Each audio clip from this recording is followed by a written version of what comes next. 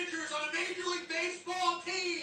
Go make decisions. The credibility in this situation is worse than losing your job. The castration of the Major League Baseball manager as we know it. Ask me about my winner. What's going on, everybody? Just thinking of what it is that we could bring up on a random Wednesday in the early part of February. Thinking about how great it would be if we lived in a fantasy world and we were talking about the beginning of spring training. Pitchers and catchers supposed to report in X amount of days. I don't want to say how many days it was supposed to be because all that's going to do is make me mad. Obviously, you think of the Super Bowl as it comes up, and obviously we're going to spend a little time touching about that, talking about the Rams and the Bengals and their histories, and maybe something that you haven't thought of in regards to perspective, tentacles, legs, things to think about when it comes to the Super Bowl. And obviously, week 2 of the Super Bowl preview, you're going to know that just about every angle is going to be exhausted. If I could come up with something or try to come up with something that nobody else has come up with, odds are somebody's probably already come up with it. And then you got the NBA trading deadline, which I think is interesting enough in regards to what I want to start out by talking about today.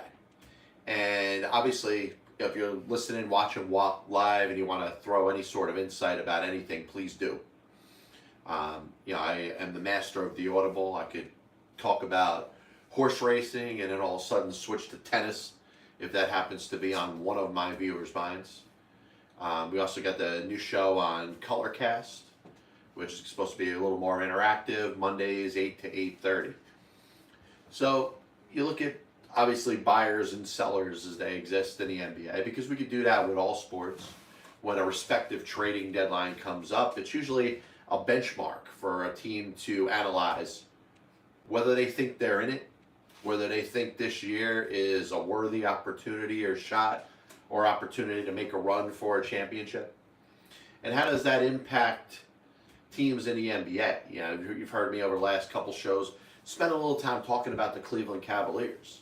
And I think that they've slowly built a good young core. Don't really have that, without a doubt, star. And I think because of that, you're not going to be in a position to win an NBA championship. It's going to be hard to win without a bona fide number one, right?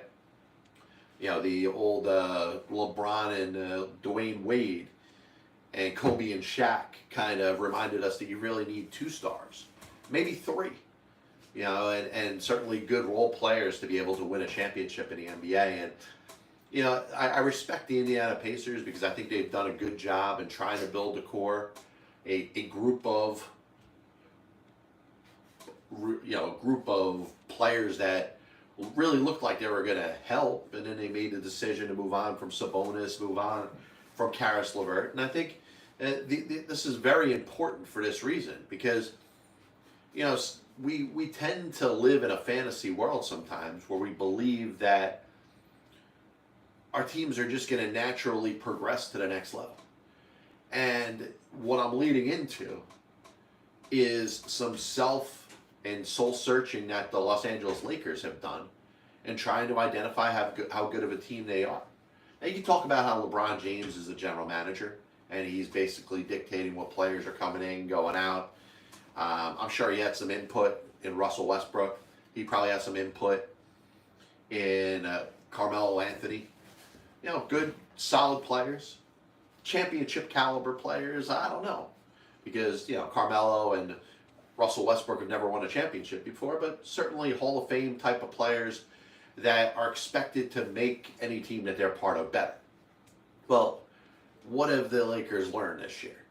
They've learned that Russell Westbrook, as unique of a talent as he is, as much of a first ballot Hall of Famer as he's going to be, and the fact that there's no doubt he really is every bit as good as his basketball reference page and back of his basketball card will say. No teams won a championship with Russell Westbrook. Combined him with the likes of James Harden and Kevin Durant. And Harden again with the Rockets. No championship.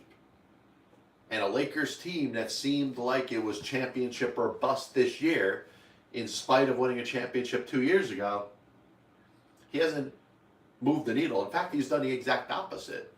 The Lakers are kind of held back. You look at 3 of the last 4 games where the Lakers have not gone to Russell Westbrook in late in clutch. And you have a player like that, a superstar player, a player that is going to make the amount of money that Russell Westbrook makes over the course of an NBA season, and he's played himself out of the rotation with the games on the line. Easy answer. Hey, find some taker, trade Russell Westbrook. Okay. Easier said than done, though. And you can talk about how there may be a select couple matches if you're looking to move him to a different team, maybe take a I'm not going to say bad contract, but a big contract. You know, you flip him with Houston for John Wall.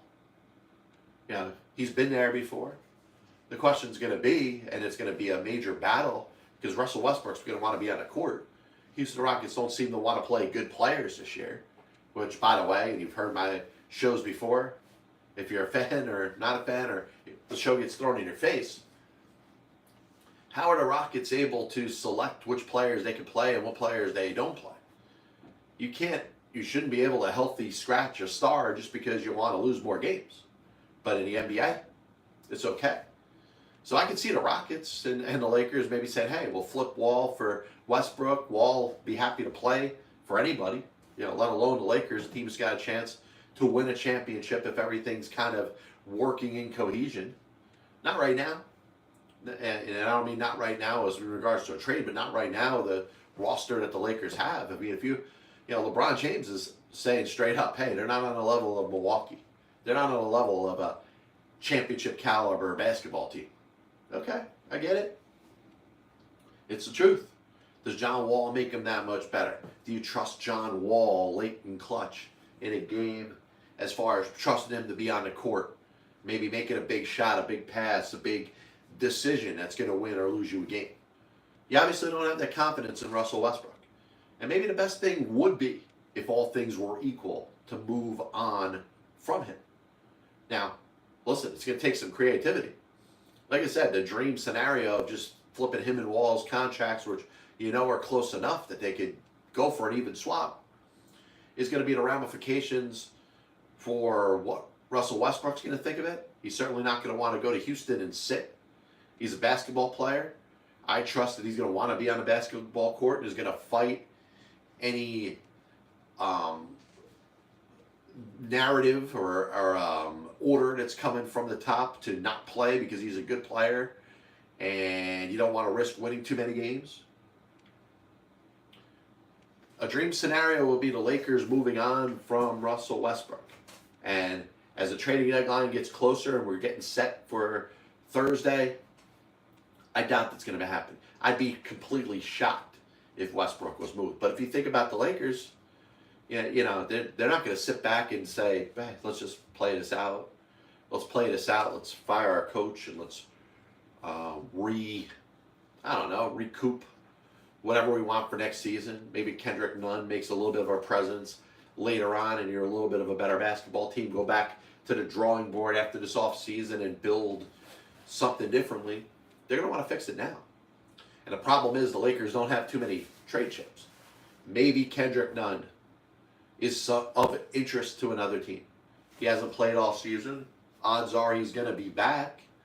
You know, if it's a team not competing right now, they say, hey, this could be a player we could build around for the future. And the Lakers say, well, you know, Kendrick Nunn isn't helping us out right now because he's not on the court. He hasn't played all season. So does that work? Is that enough of an asset for the Lakers? The key's going to be centered around moving Westbrook. And if they can do that, then all of a sudden you look at the Lakers a little bit differently amongst the top teams in the Western Conference. Right now, I mean, they don't even look like a playoff team. And it's a shame. A team with Anthony Davis and LeBron James, and who cares who the other stars are there? Let alone Russell Westbrook and Carmelo Anthony are still on that team. And Dwight Howard, who's a Hall of Famer, probably a Hall of Famer on that team. The fact that the Lakers are not a playoff team with that mix really makes the Lakers look bad. The easy scapegoat, yeah, sure. You want to go out there and you fire the coach. blame Frank Vogel. And anybody that just likes to pile on the coaches can go say, hey, Frank Vogel hasn't done enough with this roster. But this roster is not a championship caliber roster. And it's just one fact that hopefully the Lakers look at themselves in the mirror and identify. And I don't know, you got a day, 24 hours or so. The other crazy element of what could be an active trading deadline, and like I said, I like what the Pacers did. They made a stance. They said, hey, we want to shake up our roster. We want to build it in a different direction. We want to make it a little more about next year than it is this year. And they moved a couple important players and gave themselves a little bit of a different look. The Nets and the Sixers. And I'll say this. Number one, the thing that would shock me the most if there was a trade in the NBA, if the Lakers somehow got out from having Russell Westbrook on their roster, I'd be shocked, number one. Almost as much being shocked would be if James Harden was traded for Ben Simmons. Now, the media is running with this because this is a hot story.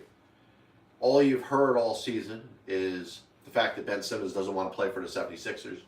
You've heard that Daryl Morey, the general manager, has had a high asking price in regards to try to trade Ben Simmons. And there hasn't been any takers. Nobody has gone out there to meet that high price.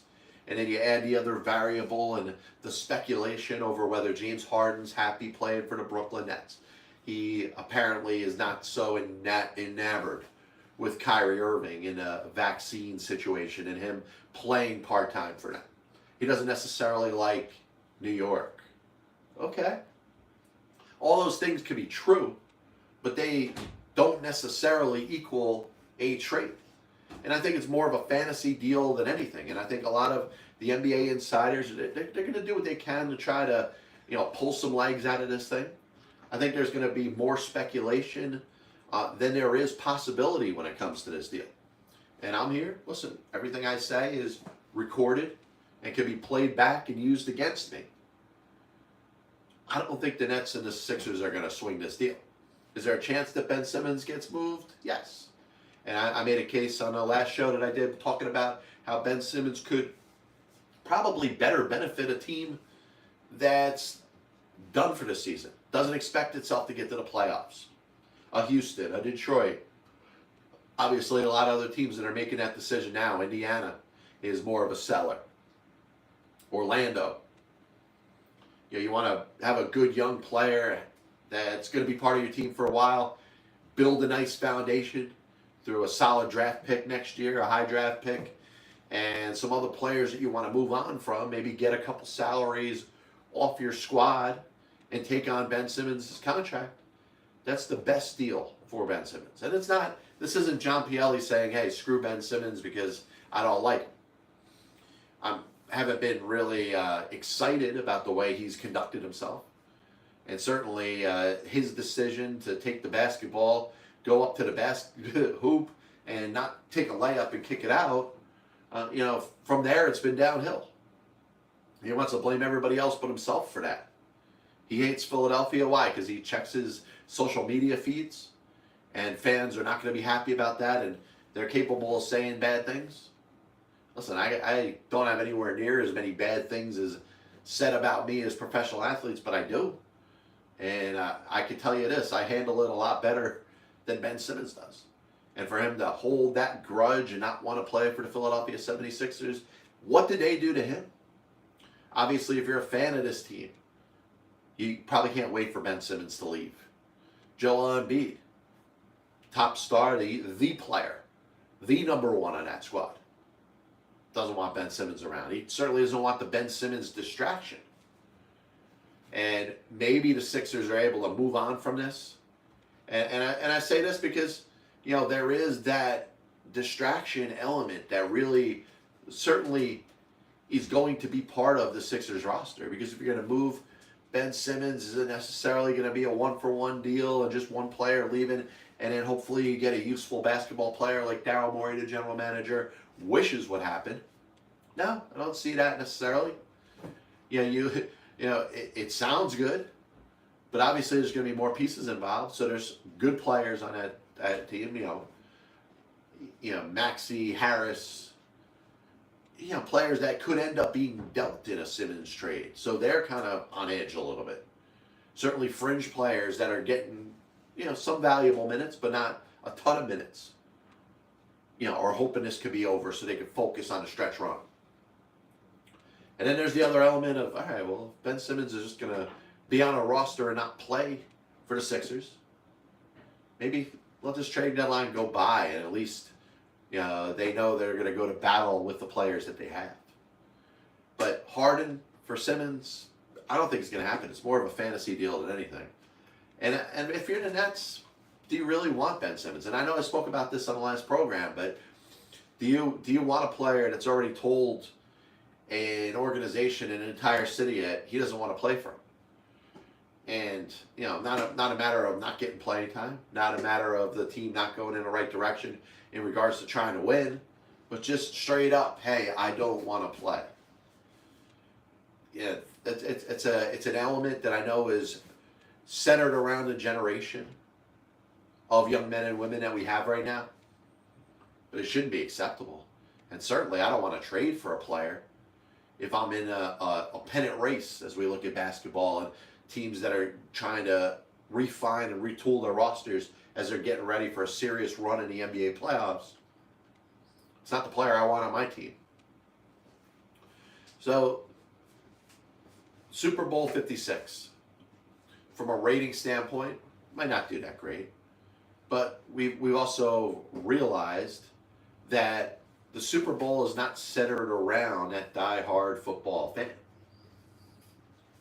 The NBA Finals is, the World Series is, the Stanley Cup Finals are, and they all differentiate between the Super Bowl because everybody watches the Super Bowl. And you want to say, hey, everybody 100%. No, John, you're not talking about 100%, but everybody watches the Super Bowl. Everybody understands it. Listen, some people work, overnight shifts and are getting sleep and, are saying, hell with the Super Bowl. Everybody watches the Super Bowl. You don't have to be a Super Bowl fan to watch the Super Bowl. So this thought that Los Angeles, Cincinnati, outside of their markets, it's not going to be a national game. There's not going to be a lot of interest. There might not be a lot of interest, but there's going to be ratings. People are watching the Super Bowl. Like I said, non-football fans watch the Super Bowl. Casual football fans watch the Super Bowl. Casual sports fans watch the Super Bowl. So this thought that ratings are going to be an issue, I certainly don't agree with that. And then on to the teams. Sean McVeigh, is this a situation where he gets the Super Bowl for the second time?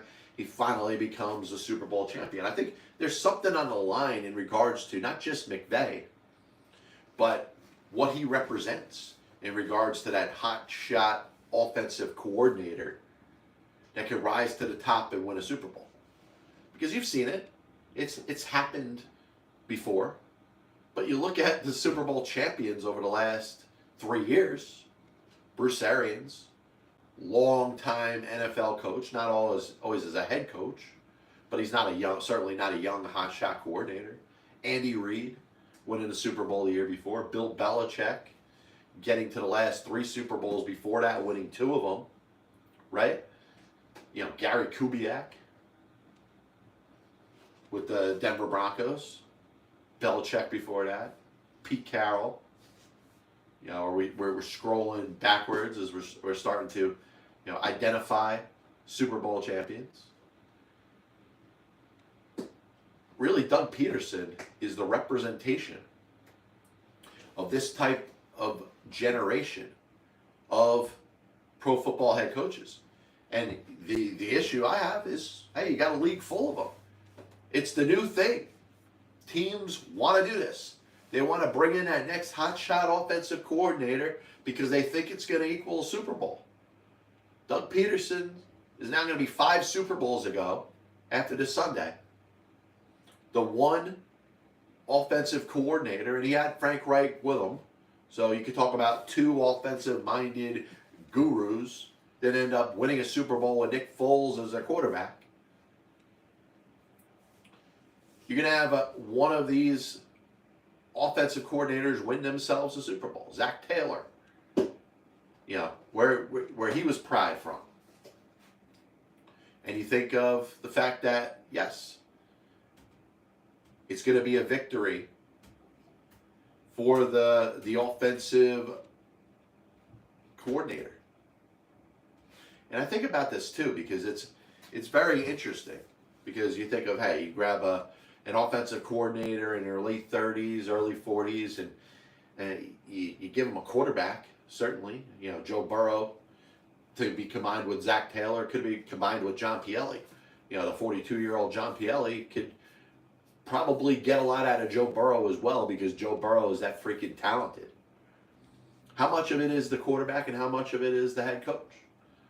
Because I would have expected, if we're going to go to the last 3 years, I would have expected that there would have been one of these top offensive minds, which teams seem to continue to be going to as the answer to their next head football coach.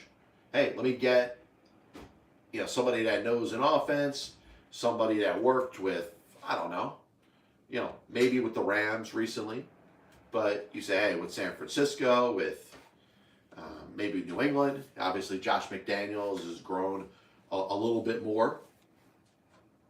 But, I mean, you got Zach Taylor essentially going up against his last coach. He got a job as the head coach of the Cincinnati Bengals because he was an top offensive assistant under Sean McVeigh with the Rams. Now, did they have the same ideas? Maybe. And like I said, this Super Bowl is going to be tough because it's pitting two of these coaches against each other. And if my narrative is I don't know if this is necessarily working, well, you know, the Super Bowl is not going to end in a tie. So we're going to talk about either Sean McVay winning a Super Bowl in his second try with the Rams, or Zach Taylor beating his boss, his protege, or the you know his mentor with the Rams. And you know, like I said, I don't want to sit here and talk about shit that's being talked about on Radio Row and recycled through the news cycle when it comes to radio and television. You know, I'll save the Zach Taylor, Sean McVay conversations for somebody else. But I don't believe that offensive-minded, hot coordinator is working in the NFL. Now, once again, the teams are being so saturated with it, you're going to have a Super Bowl champion by default this year that hired one of them, right? You know, that hired, off of, somebody's staff.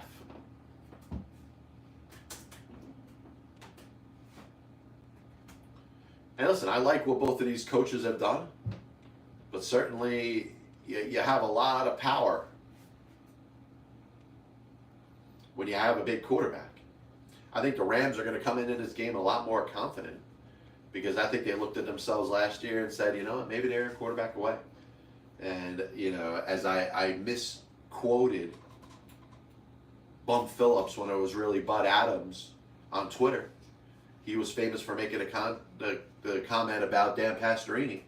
The Houston Oilers of the late 70s are a quarterback away from being a Super Bowl championship team. And he went out there and he allowed Bump Phillips, who he wanted to fire, to make a trade for Ken Stabler. And after that didn't work after 1 year, he fired Bump Phillips. And guess what? Even with the great Earl Campbell, even with Stabler around there for another season, the Oilers went downhill. Sometimes you misvalue how important your head coach is.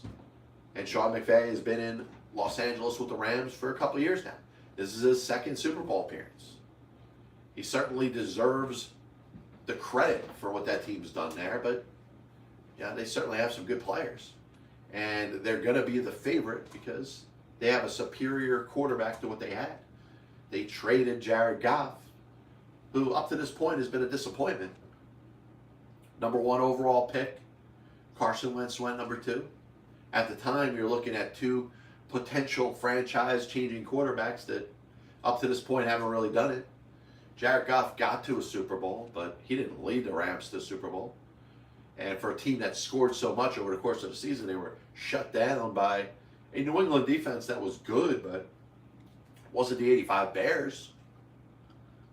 It wasn't the Steelers of the late '70s. It wasn't the Ravens of 2001, right?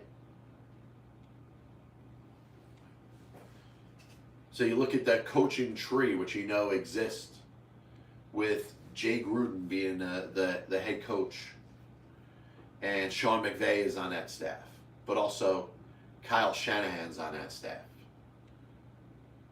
And how these coaches ended up becoming marquee names. Okay. You know, up to a certain point they were.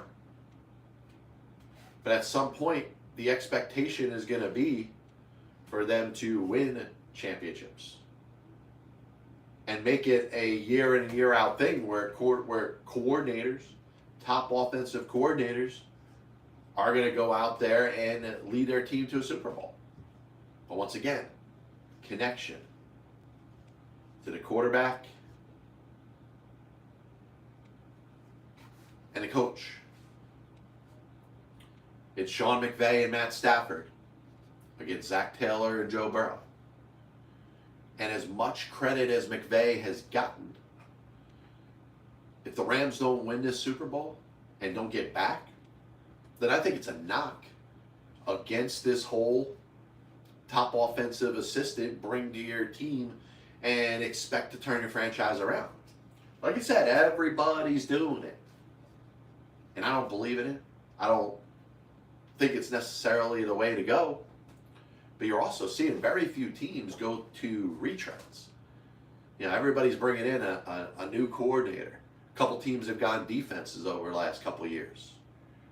You know, Lovie Smith coming back into the sport, which I think is a whole topic on itself. You've heard me talk about Brian Flores and how proud I am of Brian Flores to stand up to the bullshit and the racism that he has been up against and kind of making a Curt Flood type of decision. Maybe not on the level of Curt Flood, because Curt Flood definitely sacrificed the rest of his career.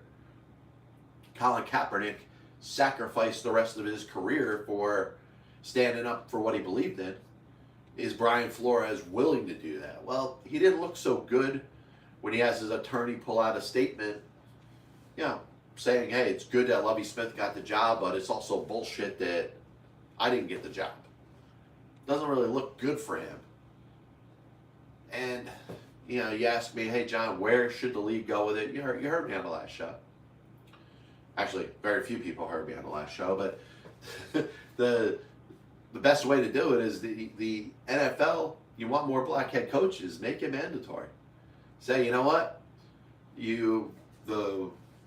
Whether it's racism or just ignorance or neglect, malpractice, whatever you want to call it, if you can't get it right on your own, we're going to get it right for you. Next 5 years, the only viable head coach candidates in the NFL have to be black.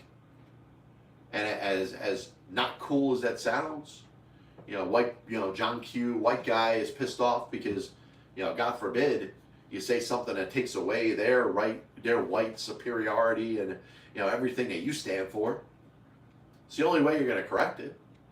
I heard Bart Scott make a good point. Hey, maybe, you need a black head coach to say, listen, I'm only going to hire black coaches on my staff. The coaching staffs in the NFL are as large as they've ever been. To heck with diversity. You want to succeed and win. Well, make them all the same. And, the NFL has gotten a little better. Mike McDaniel getting a job with Miami, who I think they were kind of forced into it.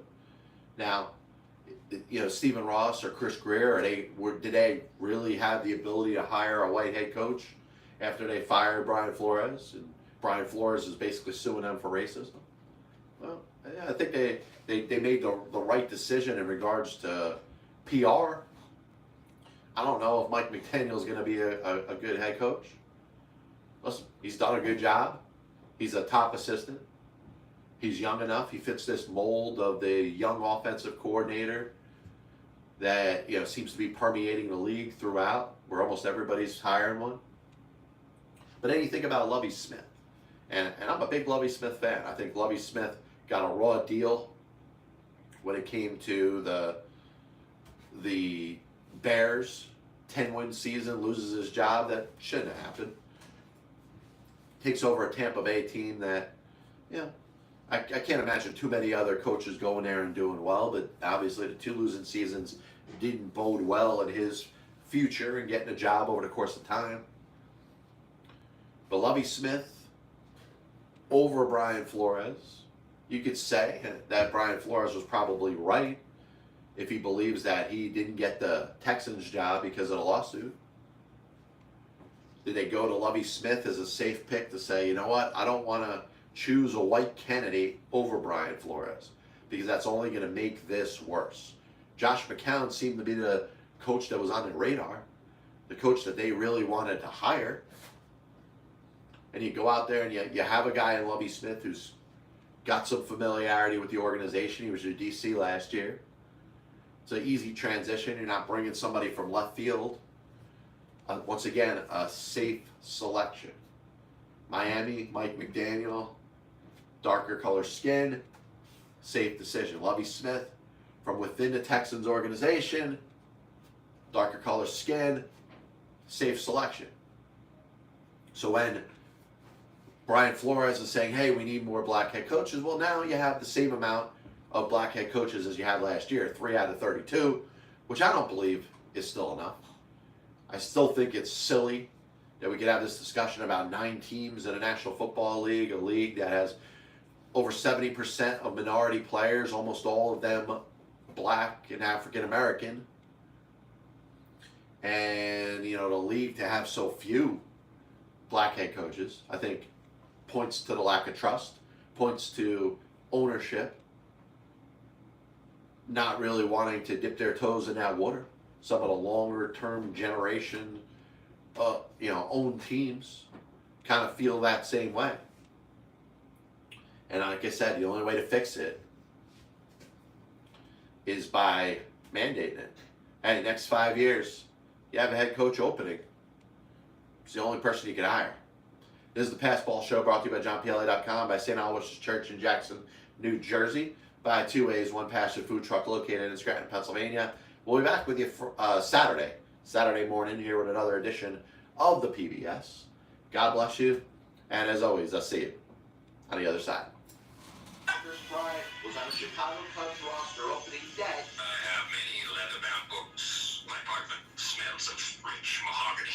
Why don't you give it all or a majority of it to the team that wins the freaking World Series? I was going to listen to that, but then I just carried on in my life. And they come out as the biggest Major League Baseball manager apologist. That'll only make someone work just hard enough not to get fired. Because hitters are going out there saying, I'm either going to hit a home run or I'm going to strike out. And if I don't get a pitch that I feel like I could drive out of the park, I'm not even supposed to be here today. Especially prospect whores and hoarders are going to be a little pissed off at me when I say this. I'm a dude playing a dude disguised as another dude. There are only 2 managers in baseball's Hall of Fame who have losing records. One of them is the iconic Tommy Mack, who you could say, in spite of winning 5 World Series championships as a manager, could be in as much as a pioneer.